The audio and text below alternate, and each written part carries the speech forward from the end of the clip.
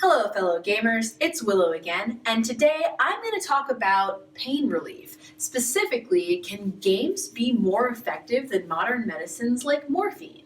Quick disclaimer, I am not giving any medical advice or advising anyone to stop any medication and replace it with gaming or anything like that. Alright, before I answer the question, let me quickly define what pain I'm talking about. The two types of pain that you can experience as a human are physical pain and psychological pain. Physical pain are things like broken bones, burns, headaches, and so on. Psychological pain can hurt like physical pain, but it doesn't have a tangible physical connection. These pains are things like fear, loneliness, heartbreak, depression, and anxiety, to name a few. So, why would games be better at relieving both types of pain? It all comes down to two factors. The first is the spotlight theory of attention. Yes, it's a theory, but gravity was a theory for a really long time too.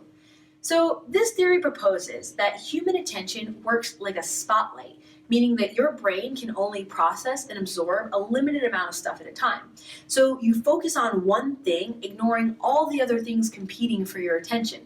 These other things can be thoughts, sounds, sights, smells, tastes, or even physical sensations like pain. The second factor is flow. Flow is the state of being completely absorbed in an activity. It's being fully engaged in, motivated by, energized by an activity. Flow by itself is an incredibly powerful positive psychological state that can be reached through many different activities. There's a link in the description if you want to know more just about flow. Before I get into my examples for today, I'm sure you've got an example that goes something like this. After hours and hours of solving puzzles and fighting enemies, you finally reach the final boss fight. And it's been so many hours that you finally realize you really need to pee. But you've been waiting for this part for so long that you just say, sorry bladder, you're gonna have to wait. And 2 minutes into the boss fight, you have no recollection that you need to pee at all because you're so engaged in kicking ass and beating the game. So that's an example of how your attention spotlight and flow work together to erase a compelling physical sensation. But the difference between really needing to go and being in so much pain that you need morphine is pretty huge. Which brings us to my first example and favorite of this crazy phenomenon, Snow World. This was a game designed for the Oculus Rift by University of Washington researchers, and its sole purpose is to help patients who are being treated for severe burns. Severe burns are described by doctors as the most intense and prolonged pain that a person can endure. And morphine is the most potent medicine that doctors can give these patients. Yet, while receiving the maximum safe dosage, patients report spending 100% of the time focusing on their pain. Yet, if you immerse them in the 3D virtual world of Snow World, patients began reporting that they were experiencing 30 to 50% less pain and that they were only aware of the pain 8% of the time. Only 8% of the time. To be fair, treatments are still performed with morphine, but much less is needed. So in the worst cases, max morphine equals 100% pain with 100% awareness of it, and Snow World with less morphine equals 50 to 70% pain with only 8% awareness of it. Now, let's take a look at psychological pain. Specifically, one of the most stressful and hard to treat symptoms of PTSD, according to psychologists, flashbacks. These unwanted intrusive memories typically have a strong visual component, and they can haunt a traumatized person for weeks, months, even years after a traumatic event. So far, researchers haven't found a way to cure them with games, but a team of psychiatrists at Oxford did discover how to significantly prevent them with Tetris.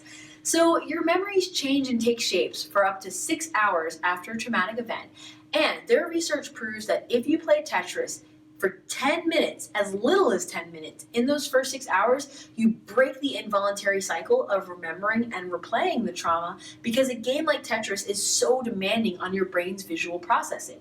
This doesn't have to be something as traumatic as being in a war zone. It could be a car accident or a severe injury. But by filling your attention spotlight with games and getting into a state of flow after a trauma, the result is less or even no flashbacks.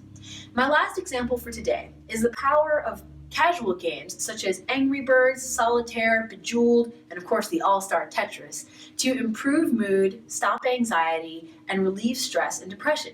Now, I know some of you hardcore gamers look down on casual games. I'm not a big fan of Angry Birds myself, but if you embrace casual gaming as gaming and not just a spin-off of real gaming, you'll find that you have a lot more allies than you realize. Many of the simple single-player casual games are great for getting into flow because they're so easy to learn and so easy to start and stop. Maybe a little bit less easy to stop. And surprisingly, many casual gamers report that they play these games for some form of mental or emotional health benefit, not just for entertainment. A study by scientists at East Carolina University confirmed that casual gamers do indeed alleviate psychological pains by playing for as little as 20 minutes, and those who play for 30 minutes 3 times a week had significant reductions in depression, anxiety, and general stress levels. You might realize by now that there are definitely times that you use games to relieve real-world pain. I know that games are fun, but can you honestly say that you've never ever played games to feel better? Can you honestly say that you've never ever used games to avoid real world pain? Now, this isn't always a problem, but it can be if all you do is escape into games to avoid pain. The patients playing Snow World are avoiding experiencing pain during treatments to heal their burns. Playing a game after a trauma is helping to cure real-world suffering, not to hide from it. And playing casual games helps to take a step away from psychological pain so that you can then better tackle life's challenges. So what should you do? Well, if you currently use games to drown out real-world pain, simply start by becoming aware of it. When you feel highly compelled to play a game, ask yourself if there's anything that you're avoiding feeling. Or if you've just spent more time than you planned on playing games, just ask yourself if there's anything at all you were avoiding. Once you start becoming aware of how and when you use games to relieve pain, you can start to make it a choice instead of letting the need for pain relief control you. Games may relieve pain, but they alone don't solve the reason that you're experiencing pain in the first place. All pain is your body's way of saying, hey, there's something wrong. Do something about it. So you don't want to just ignore that message. You may want to ignore it, but it's not going to make it go away. So start becoming aware of how you use games to relieve pain. Then you can strategically choose the best times to use this valuable tool so that you can begin to address what's actually causing your pain. What if, instead of drowning yourself in games to numb pain, you could strategically use games to relieve pain? What if, instead of enabling you to hide from real-world pain, games could empower you to tackle real-world challenges and cure the pain from its source? Your mission, if you choose to accept it, the next time you go to play a game, especially if you feel highly compelled when you go to play, ask yourself if there's anything that you're avoiding feeling. Still play your game. It's totally cool. Still play your game. But start to become aware of what you're turning to games to avoid feeling.